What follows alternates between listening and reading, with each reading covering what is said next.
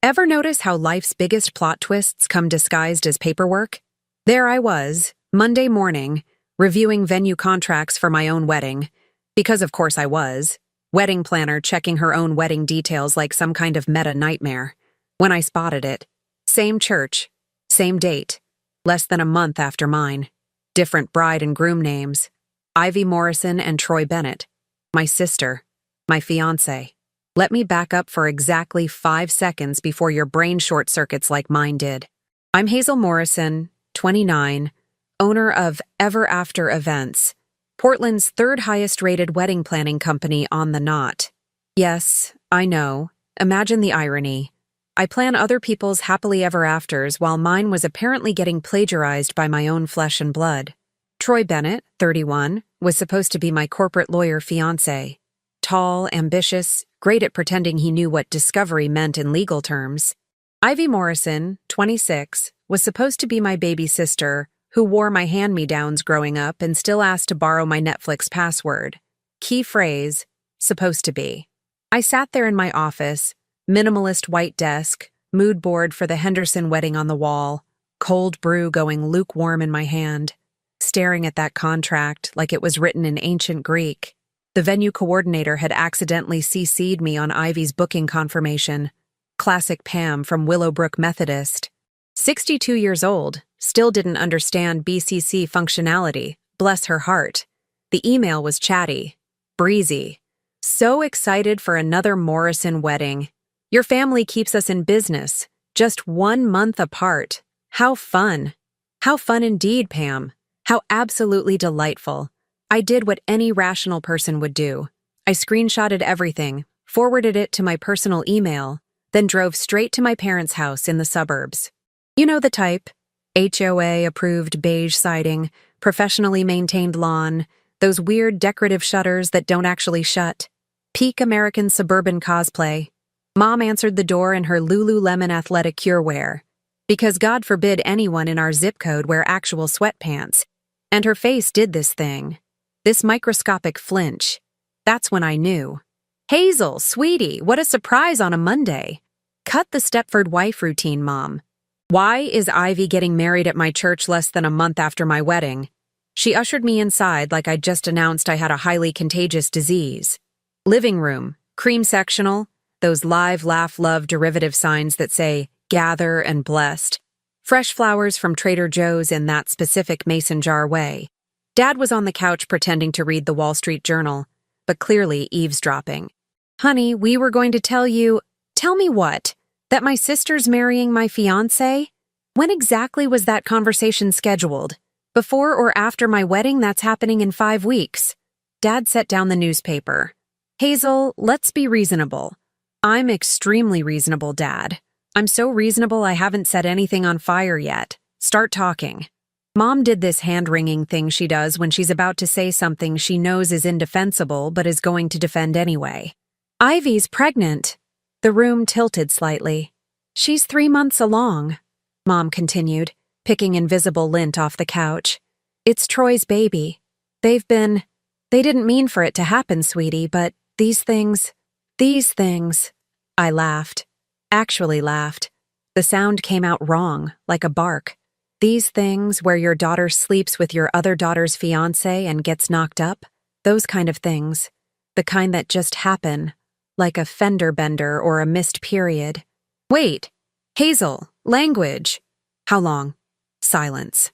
The grandfather clock in the corner, inherited from Dad's mother, keeps terrible time but we're not allowed to fix it. Ticked. How? Long. Dad cleared his throat. They said about 4 months. It started around Christmas. Christmas when Troy had that work emergency and missed my family dinner. When Ivy had volunteered to bring him cookies the next day because she felt so bad he'd worked through the holiday. When I'd actually thanked her for being thoughtful. And you knew? I looked between them. Both of you?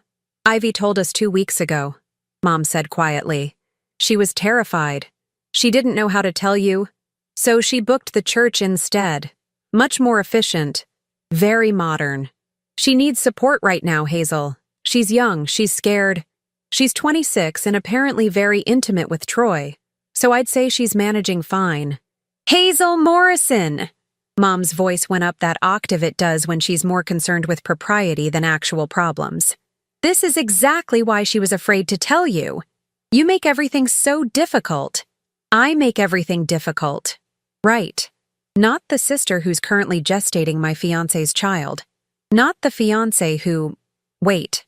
Something clicked. Where is Troy right now? They looked at each other. He's at work, presumably, Dad said. At his law firm. Yes. The law firm where he works as a corporate attorney. Hazel, where are you going with this? I was already pulling up my phone. Troy graduated from University of Oregon Law School, right? That's what he always says. Took the bar exam February 2019, passed on the first try. Very impressive. I don't see what that has to do with… I was typing into the Oregon State Bar website. Public records. Every licensed attorney in the state. Search, Troy Michael Bennett. No results found. Huh. I showed them my phone. That's weird. It's like he doesn't exist. Mom waved it off. Maybe it's a different name, or the website is… The Oregon State Bar is incredibly thorough, Mom. It's literally their job. If Troy passed the bar, he'd be here. Every attorney is. I'm sure there's an explanation. I'm sure there is too. And I'm going to find it. I headed for the door. Oh, and Mom? Tell Ivy congratulations on the baby, and the wedding, and stealing my entire freaking life. I hope the three of them are very happy together.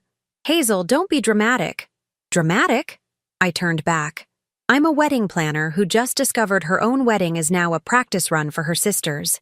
If I can't be dramatic now, when can I? I drove back to my condo in a fugue state. You know that feeling where you're technically operating a vehicle but your brain is 3 dimensions away? Red light, green light, turn signal, autopilot. The whole time, my mind was racing. Troy wasn't in the bar database. Troy wasn't a licensed attorney. Troy had been working late approximately 3 nights a week for 4 years. Troy's law firm, Barrett and Associates, I'd never actually visited. He always said they had strict security policies about visitors. I pulled into my parking garage and sat in my car for 10 minutes, just thinking. My phone buzzed. Text from Ivy. Mom told me you know. I'm so sorry, Hayes. We didn't mean for this to happen, but I love him. And the baby needs a father. You understand, right? You've always been the strong one. You'll be fine. I stared at that message. The casual cruelty of it. The assumption that I'd just… What? Roll over? Play dead? Be the strong one who absorbed everyone else's terrible choices. Another text. Also, Mom said we can use the flowers you ordered since they're already paid for. That's okay, right? We have the same taste anyway, lol. That's when something in me shifted, hardened, crystallized into something sharp. You want to know the difference between being heartbroken and being dangerous? Heartbroken people cry. Dangerous people start taking notes. I opened a new document on my phone, started typing. Operation. Ever after target. Troy Bennett, Ivy Morrison. Objective. Truth timeline. 25 days. Probability of success. TBD. Probability of satisfaction. Guaranteed. Because here's what my dear sister didn't understand. I'm a wedding planner. I'm detail-oriented. I'm obsessive. I've spent 4 years planning other people's perfect days, which means I've spent 4 years learning every single thing that can go wrong. And now? I was about to plan the most memorable wedding of my career. Just not the way anyone expected. The thing about suburban family drama is that it operates on this bizarre code of silence. Nobody actually addresses the elephant in the room. They just redecorate around it and pretend it's a quirky design choice. Case in point. Tuesday morning brunch. Mom had texted the family group chat. Yes, we had one. Yes, it was called Morrison Magic. Yes, I wanted to die every time it pinged. Requesting my presence at their house for family discussion. Code for ambush.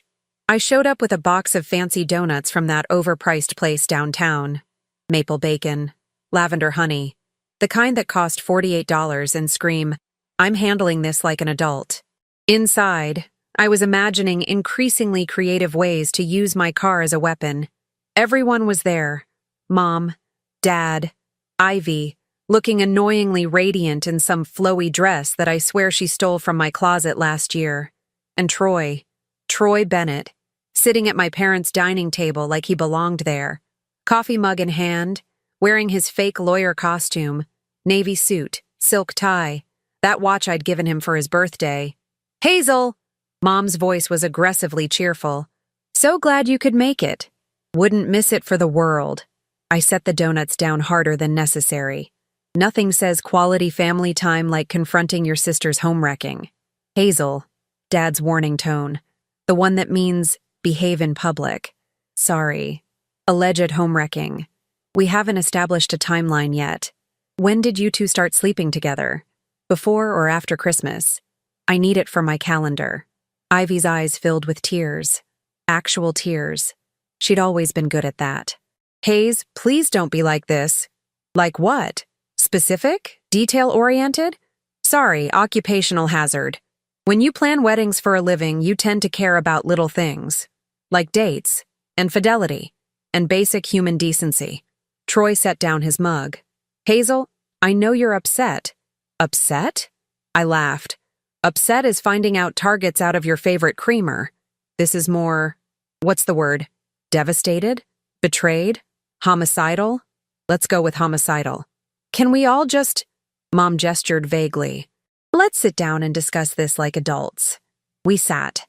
I took the chair farthest from Troy, which meant I was next to Ivy. She smelled like my perfume. The Chanel one. The expensive one I'd bought in Paris. Of course she did. "So," Dad folded his hands on the table, going into mediator mode. "We're all here because we need to figure out how to move forward as a family." "I'll save everyone time," I interrupted. "I'm canceling my wedding. Troy can marry Ivy. They can have their baby. I'll send a gift. Probably something from the registry I created for my wedding. Full circle." "Hazel, you don't have to cancel," Mom started. "Oh, I'm sorry. Were you suggesting I marry him anyway? Have a sister-wives situation?" "Very progressive, Mom. Very Portland of you." Troy leaned forward. "Hazel, I care about you." "Don't." My voice came out cold, flat.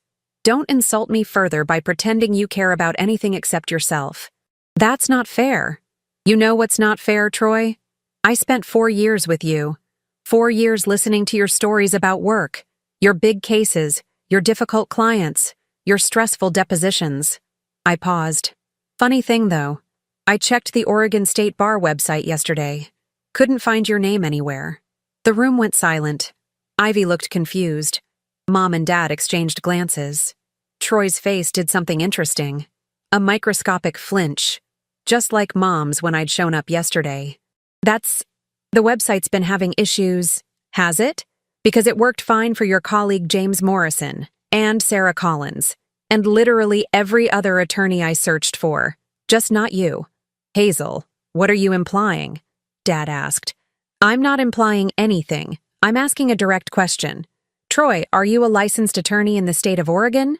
"Of course I am." "Great. Then you won't mind if I call Barrett and Associates and verify your employment? I'm sure they'd love to hear from your almost wife."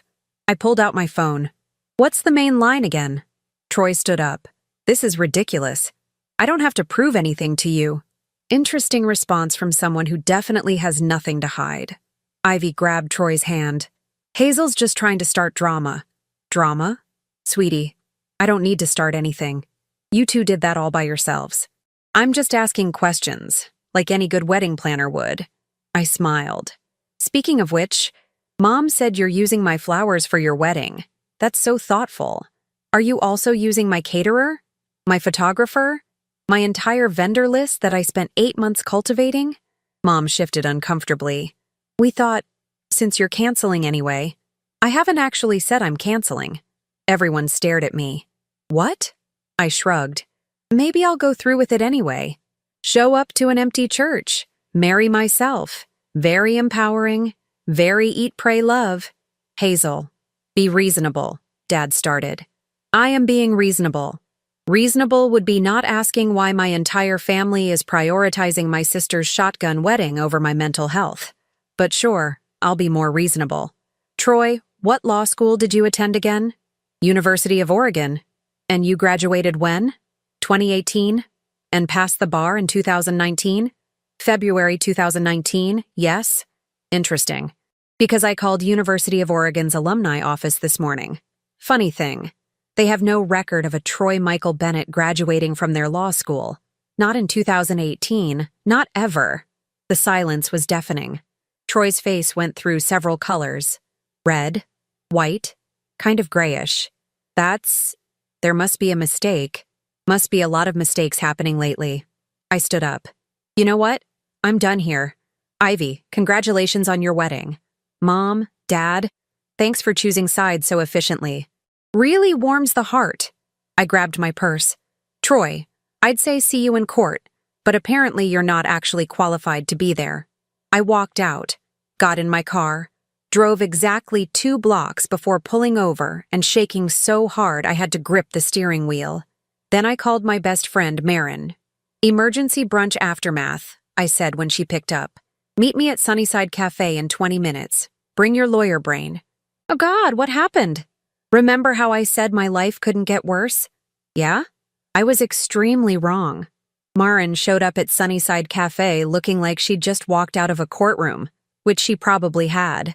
Power suit, briefcase, that specific energy of someone who argues for a living and wins. She's a family attorney, handles divorces, custody battles, the whole messy spectrum of human relationships falling apart. We'd been friends since college, when she talked me out of a terrible boyfriend and I talked her through the bar exam stress. The irony wasn't lost on me. Okay.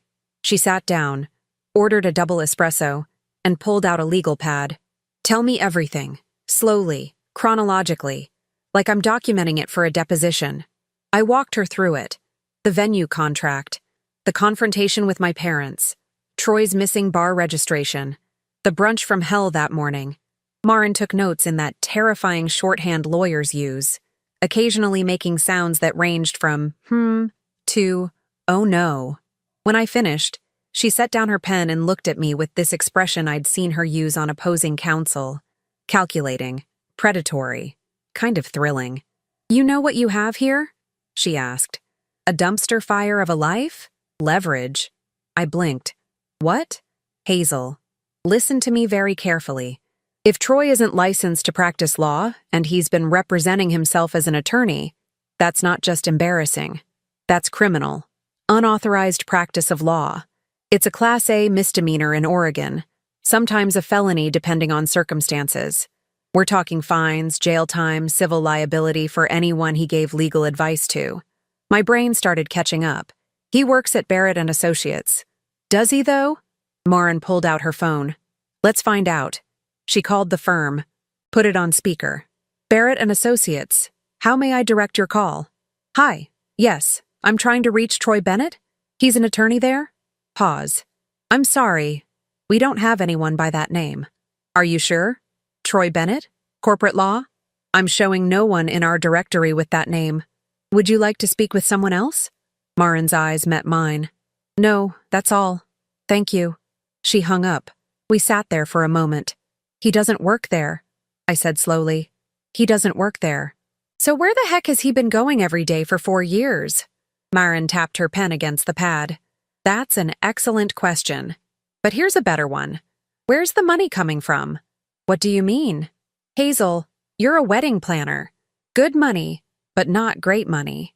Troy supposedly made 6 figures as a corporate attorney. You two split a nice condo downtown, he drove a Lexus, he always picked up dinner tabs. That money came from somewhere. I never really thought about it. You didn't need to. But now we need to think about it very carefully. She started writing. We need to figure out what he's been doing, where he's been going, how he's been funding this fake attorney lifestyle. Because people don't just pretend to be lawyers for fun. There's a reason. How do we? Leave that to me. I have a friend who's a private investigator, handles fraud cases. This is literally his specialty. She looked up. But Hazel, I need to ask you something. If we go down this road, if we start digging, we might find things you don't want to know. Are you prepared for that? I thought about Ivy, about the smug look on her face at brunch, about my mother asking if it was okay to use my flowers, about Troy sitting at that table like he'd done nothing wrong. I'm prepared, I said. Good, because I think your sister's pregnancy might be the least of your problems. The next 2 weeks were educational. Marin's investigator friend, guy named Sullivan, early 50s, looked like a middle school geography teacher but apparently had the tracking skills of a bloodhound, started following Troy, documenting everything, where he went, who he met with, what time he left the house, what time he came back. Turns out, Troy wasn't going to a law firm. He was going to a shared WeWork space downtown, $300 a month for a desk and the appearance of legitimacy.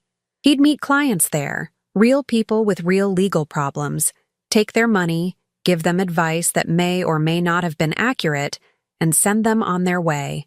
Sometimes he'd dress up and go to actual courtrooms, watching real lawyers work, taking notes.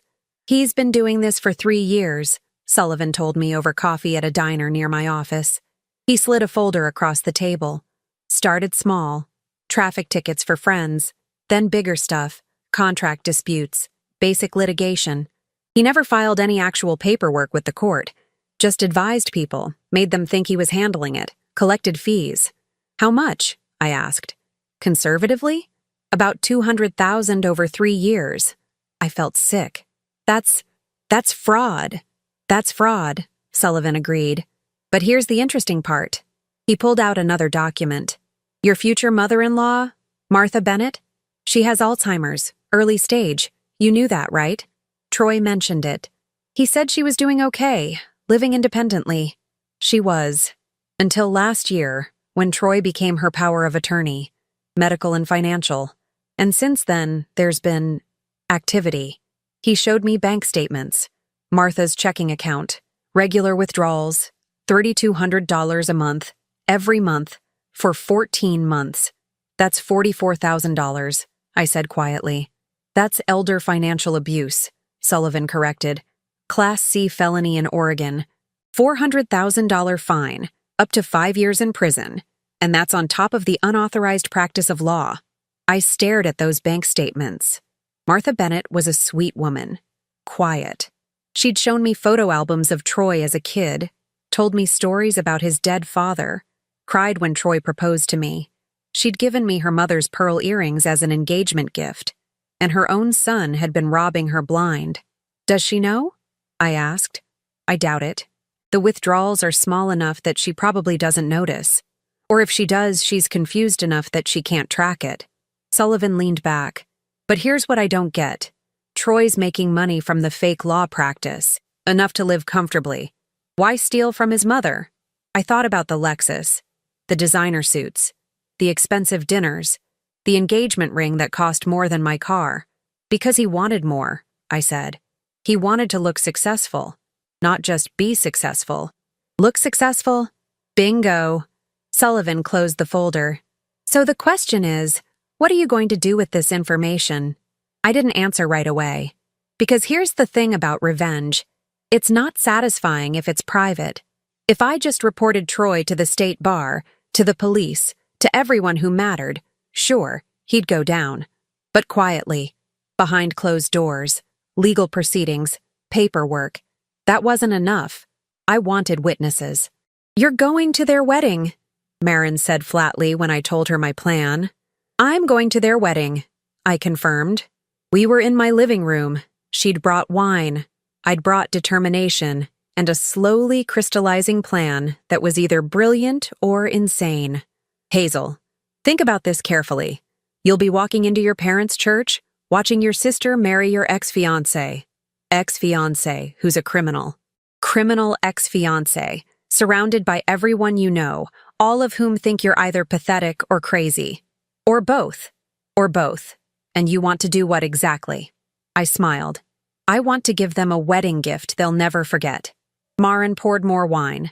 Explain. Ivy's wedding is May 10th, Saturday, 2 weeks from now.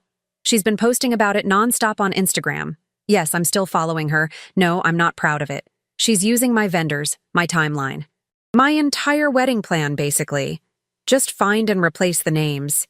Tacky, but not illegal. Right. But here's what she doesn't know. She sent out digital invitations through paperless post. I know this because my cousin forwarded me one, thinking I'd want to know. The invitation includes venue details, timeline, everything.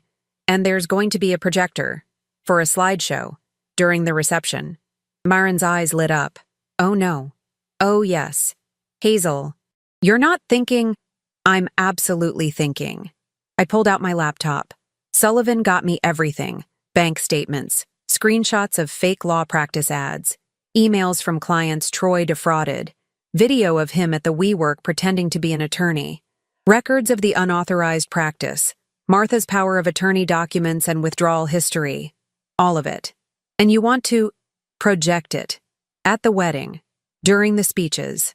When everyone's sitting there thinking this is a beautiful celebration of love, I'm going to show them exactly who they're celebrating. Marin was quiet for a long moment. Then, that's either the most satisfying thing I've ever heard, or a lawsuit waiting to happen. Can they sue me for telling the truth? Technically, if you do it maliciously, it's not malicious. It's informative. I'm informing the wedding guests about important facts regarding the groom's criminal activities. Public service announcement. Hazel, Marin, they stole my wedding, my flowers, my vendors, my fiancé, my entire life plan. And nobody, not my parents, not my sister, not Troy, nobody has apologized. Nobody has shown even a shred of remorse. They all just expect me to, what? Disappear? Cry in private? Be the bigger person? You could still report him to the authorities.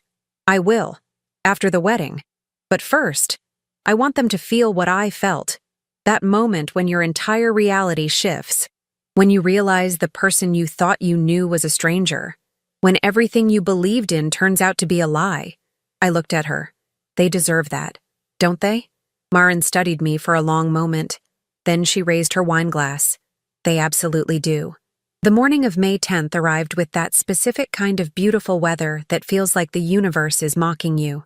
Cloudless sky. Perfect 72 degrees. The kind of Saturday where every Instagram influencer in Portland would be posting about blessed days and good vibes only. I woke up at 6 a.m., showered, did my makeup, not the crying in sweatpants aesthetic I'd been rocking for weeks, but actual makeup, foundation, eyeliner, the works. Chose a dress I'd bought for a client's wedding last year, emerald green, fitted, the kind that says, I'm doing fantastic, and definitely not planning to ruin your life today. Marin showed up at 9 with coffee and moral support. You sure about this? She asked, watching me pack my laptop and a small projector into an oversized purse. Absolutely not, but I'm doing it anyway. That's the spirit. She paused. Sullivan got one more thing last night. Wanted to make sure you had it before today. She handed me her phone. Video footage. Grainy, clearly taken from someone's doorbell camera. Ivy and 2 friends walking down a suburban street, wine glasses in hand. Date stamp, March 15th. Audio. Friend. 1. I can't believe you're actually doing this. Ivy. Why not? She got to have him first. Now it's my turn. She always gets everything first anyway. Friend 2. But isn't that kind of... Ivy. What? Fair? She's had the perfect life forever. Perfect job, perfect apartment, perfect fiancé. About time someone took something from her for once. Laughs. Besides, Troy's way more fun than she ever appreciated. I watched it twice. Felt that familiar anger crystallize into something colder, more focused. Where'd Sullivan get this? Ivy's neighbor. Turns out she's not popular on the block. Someone was very happy to share their ring footage. I sent the video to myself, added it to the folder. Okay, I said. Now I'm ready. Willowbrook Methodist Church looked exactly like it had for my wedding planning sessions. White clapboard exterior, stained glass windows, that quintessential American small-town church aesthetic that shows up in every Hallmark movie. Cars were already filling the parking lot. I recognized most of them. Martha Bennett's silver Honda Accord was near the entrance. That's your inn, Marin said. Sullivan said she usually arrives early, sits in the front. You talk to her first. I found Martha in the church vestibule, looking confused and small in a lavender dress. Her hair was done professionally. Clearly Ivy had sent her to a salon, but her eyes had that slightly unfocused quality I'd noticed lately. The Alzheimer's fog. Martha, I said gently. She turned and her face lit up. Hazel. Oh, sweetheart, I didn't know you'd be here. This is so confusing. They said Troy's getting married, but I thought... Weren't you— Her face crumpled. I'm sorry, I can't remember. It's okay. I took her hand. Martha, I need to show you something. It's important. Can we sit down for just a minute? We sat in a back pew. I pulled out my tablet, showed her the bank statements, her account, the withdrawals. Do you recognize these? I asked gently. She squinted at the numbers. That's my checking account. But I don't— She traced a withdrawal with her finger. $3,200. Every month. I don't remember taking out that much. You didn't. Troy did. He's your power of attorney, remember? You signed the papers last year. I did? She looked genuinely confused. Why would he need— Martha, he's been taking money from your account for over a year. $44,000 total. Her hand flew to her mouth. No, Troy wouldn't. He's my son, he wouldn't— I have proof. Bank records. His signature on the withdrawal slips. Everything. I showed her more documents. I'm so sorry. I know this is a lot, but you deserve to know. Tears started rolling down her face. He said he was taking care of me, that I shouldn't worry about money anymore. I trusted him. I know. I trusted him too. I squeezed her hand. But we're going to fix this. Together, okay? She nodded, wiping her eyes with a tissue from her purse. Martha, I need you to do something brave. In about an hour during the reception, I'm going to show everyone what Troy's been doing. Not just to you, to a lot of people. And I need you to be there, to stand up and tell the truth. Can you do that? She looked at me for a long moment. Then her jaw set in a way that reminded me exactly where Troy got his stubborn streak. That man stole from his own mother, she said clearly. You're darn right I'll stand up. The ceremony was nauseating. I sat in the very back row with Marin, watching my entire family parade down the aisle. Cousins, aunts, uncles, friends who'd been at my engagement party 6 months ago. Everyone dressed up, smiling, acting like this was totally normal. My mother was in the front row wearing the mother of the bride dress we'd picked out together for my wedding. Champagne-colored, elegant. She caught my eye once and quickly looked away.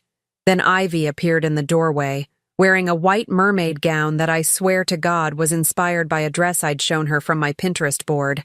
She looked radiant, glowing, triumphant. The wedding march started.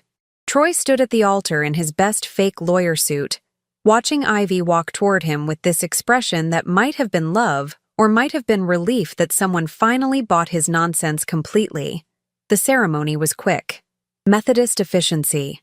Pastor Jim, who'd known our family for 20 years, did his dearly beloved speech, asked if anyone objected. I stayed silent, Marin physically held my arm, and pronounced them husband and wife. They kissed.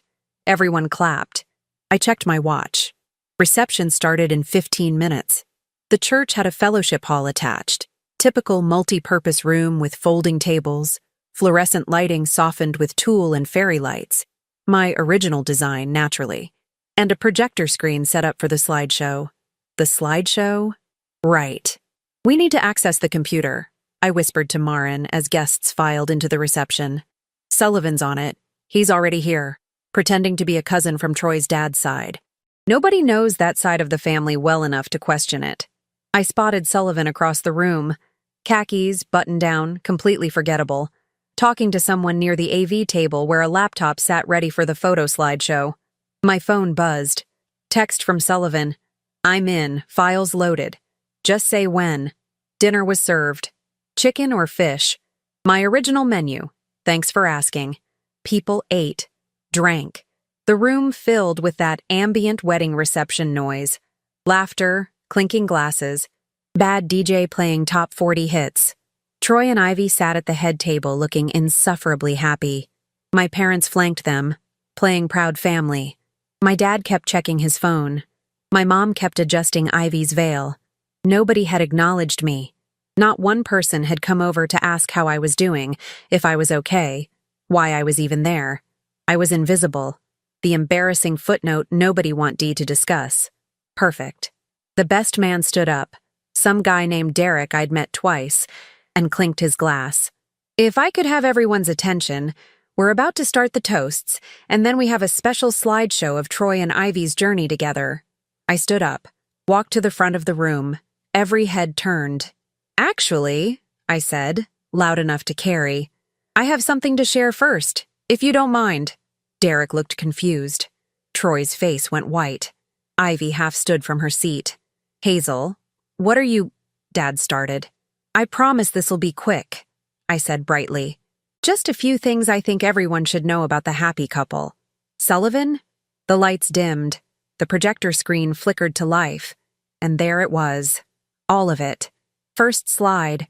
Troy's Oregon State bar search results. No attorney found. Fun fact, I narrated. Troy isn't actually a lawyer. Never passed the bar. Never even took the bar. That law degree on his office wall? Bought it online for $490. Gasps rippled through the room. Troy stood up. This is ridiculous. Next slide.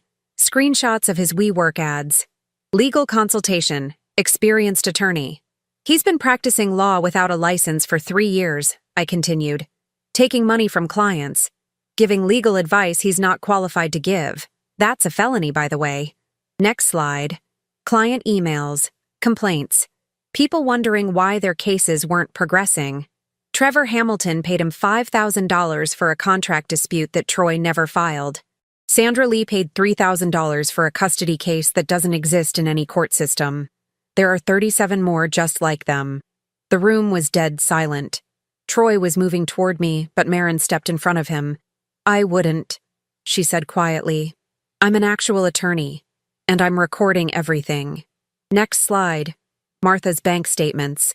The $3,200 monthly withdrawals highlighted in yellow. And while he was committing fraud, I said, he was also robbing his own mother. Martha Bennett has early-stage Alzheimer's. Troy became her power of attorney and has been systematically draining her checking account. $44,800 over 14 months. Martha stood up from her table. He told me he was helping me, she said, voice shaking but clear. He said I shouldn't worry about bills anymore. I trusted him, and he stole from me. Mom, Troy started. Don't you dare call me Mom, not after what you've done. Next slide. The video of Ivy. Her voice filled the room. She always gets everything first anyway. About time someone took something from her for once. Ivy's face went from white to red. That was private. So was my relationship with Troy, I shot back. Didn't stop you. Next slide. Medical records. Sullivan had really outdone himself. Oh, and Ivy? About that pregnancy? I looked directly at her. You had a miscarriage at 6 weeks, March 21st. But you never told anyone, did you? You just kept pretending. Kept showing off fake ultrasound photos you printed from the internet. Kept using a non-existent baby to justify stealing your sister's fiancé. The room exploded. People shouting, chairs scraping. My mother screaming. How dare you? I raised my voice. I dare because nobody else would. You all sat here celebrating a wedding built on lies and fraud and theft? So, yeah, I dare. Troy's father, Richard Barrett, the senior partner, stood up from a back table where he'd been sitting quietly. His face was purple with rage. Is this true? He demanded, looking at Troy. Have you been practicing law without a license? Using my firm's name? Dad, I can explain. Using my reputation? My credibility? Richard's voice could have cut glass. Do you have any idea what this means for Barrett and Associates? The liability? The lawsuits? The Bar Association investigations? I never used your firm name directly. You told everyone you worked there. I have clients in this room, Troy. Clients who are now wondering what the heck kind of operation I'm running. Ivy grabbed Troy's arm. Baby, just tell them it's not true. Tell them Hazel's lying. I have documentation, I said calmly. Every single piece. Already turned over to the Oregon State Bar Association and the District Attorney's Office as of 9 a.m. this morning, and the Adult Protective Services regarding Martha's case. Troy turned on me. You vindictive. Careful, Maren warned. That's verbal assault, in front of 100 witnesses. 2 uniformed police officers appeared in the doorway. Apparently Sullivan had been very thorough with his planning. Troy Michael Bennett? One of them asked. Troy's face went through several emotions at once: rage, fear, disbelief, that specific look of someone whose entire world just collapsed. "You're under arrest for unauthorized practice of law and financial exploitation of an elderly person. You have the right to remain silent." They handcuffed him. Right there, in his wedding tuxedo, in front of everyone. Ivy started crying. "This isn't happening. This can't be happening." "Oh, it's happening," I said. "And unlike your fake pregnancy, this is very, very real." My mother rushed over. "Hazel Morrison, how could you?" "How could I?" I laughed. Actually laughed. "Mom, your daughter slept with my fiancé. Your other daughter just watched a criminal get arrested at his own wedding. And you're asking how I could do this? This was her special day, built on fraud and theft and lies. But sure, I'm the villain here." I picked up my purse, looked at Marin. "I think we're done here." As we walked toward the exit, I stopped next to Martha. "I'll call you tomorrow. We'll figure out the financial recovery process. You're not alone in this." She hugged me. Hard. "Thank you," she whispered. "Thank you for having the courage I didn't." Outside, in the parking lot, Marin and I got into her car, sat there for a moment in silence. Then we both started laughing. Couldn't help it. That slightly hysterical laughter that comes after adrenaline crashes. "That was the most insane thing I've ever witnessed," Marin said. "And I'm a divorce attorney. I've seen things." "Worth it?" "Oh, absolutely worth it." She started the car. "Your family's going to hate you forever. You know that, right? They already chose sides. At least now I know exactly where I stand." My phone started blowing up. Texts, calls, voicemails. I turned it off. "What now?" Marin asked. Now I'm going to get very drunk. And tomorrow I'm going to start actually living my life, on my terms, without any fraudulent lawyers or backstabbing sisters. Sounds like a plan. As we drove away, I caught one last glimpse of the church in the rearview mirror. People spilling out into the parking lot. Chaos, confusion, the beautiful wreckage of a wedding that would be talked about for years. And somewhere in that mess, Ivy was realizing that taking what wasn't hers came with consequences.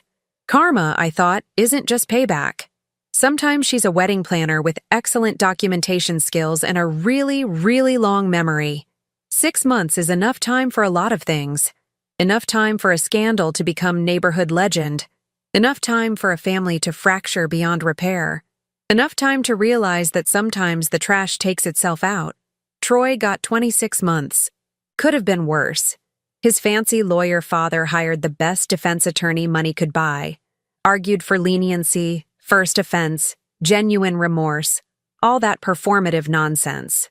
But financial exploitation of an elderly person plus unauthorized practice of law carries weight, especially when the DA's office found 12 other victims once they started looking, especially when Richard Barrett threw his own son under the bus to save his firm's reputation.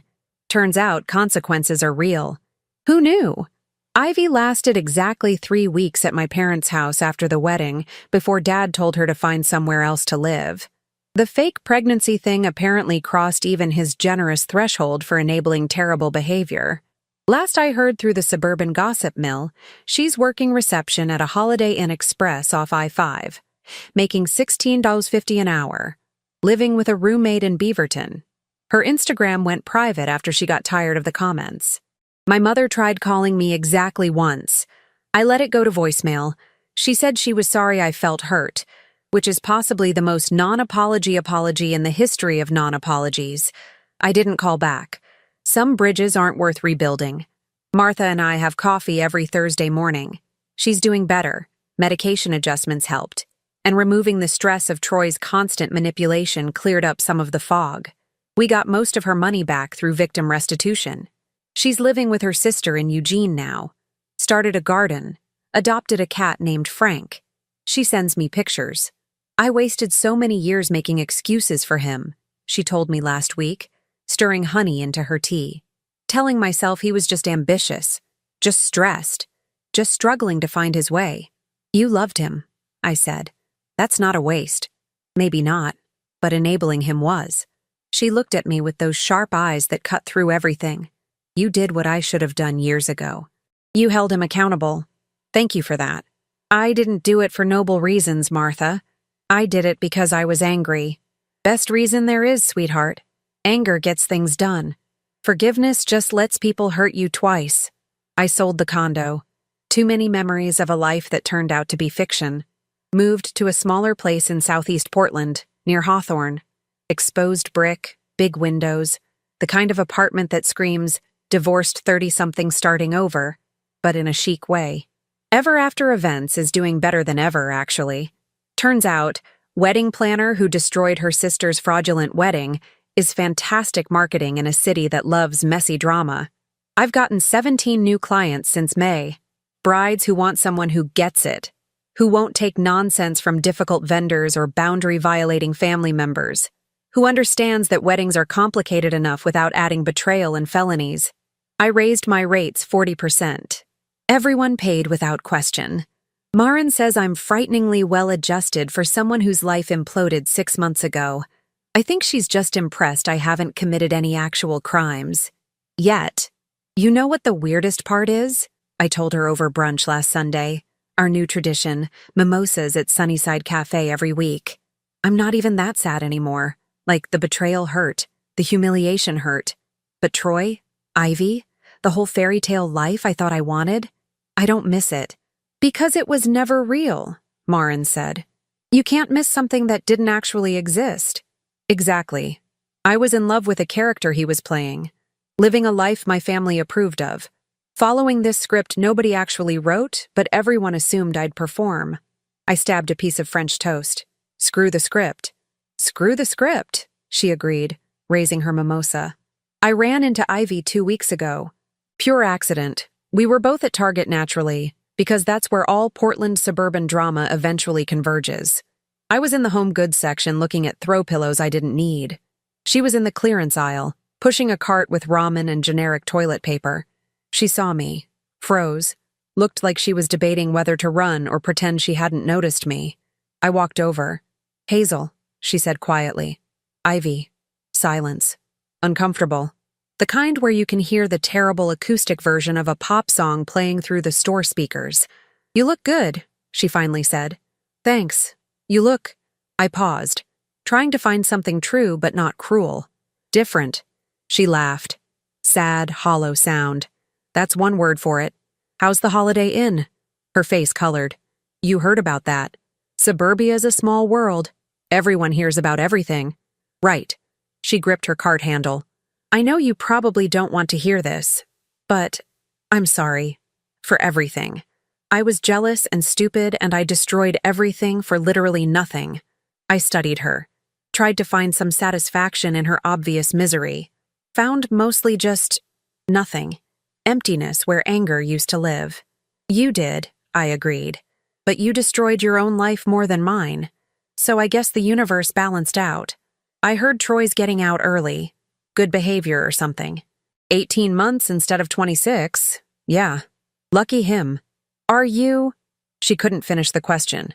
Am I what? Getting back together with the convicted felon who committed fraud and stole from his own mother? No, Ivy. Shockingly, I'm not. I didn't mean. I know what you meant, and no. I'm not interested in either of you. You can have him when he gets out if you want. Start over. Build a life based on mutual betrayal and poor impulse control. Sounds romantic. She flinched. That's not fair. Life's not fair. You taught me that. I adjusted my purse. Take care of yourself, Ivy. Genuinely. Figure out who you are when you're not trying to be me. I walked away before she could respond. In the parking lot, I sat in my car for a moment, waited for the sadness, the anger, the crushing weight of family loss. Felt nothing but relief. Here's what nobody tells you about burning your life down. It's terrifying and liberating in equal measure.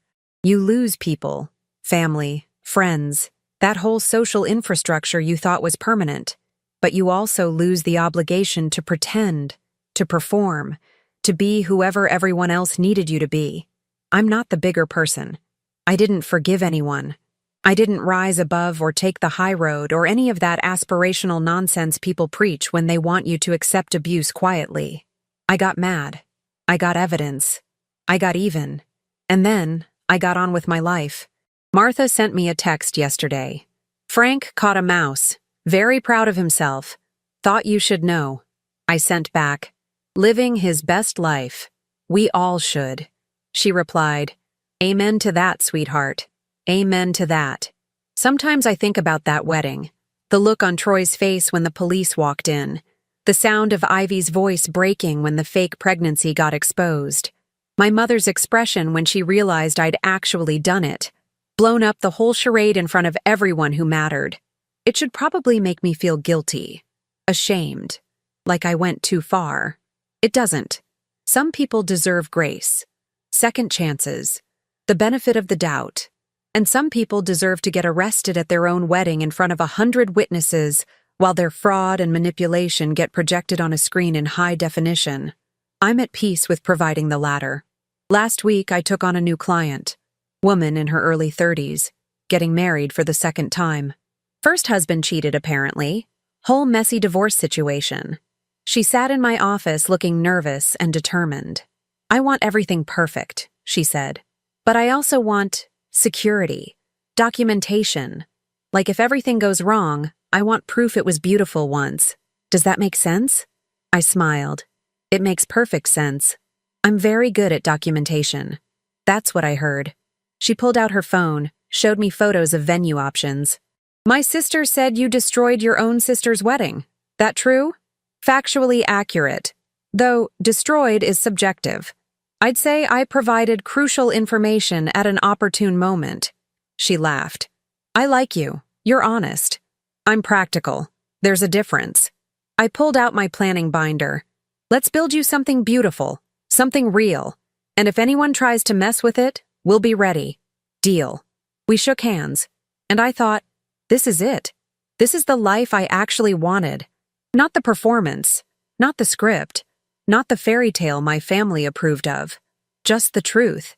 However messy and complicated and imperfect it might be. Because here's the thing about happy endings. They're wildly overrated.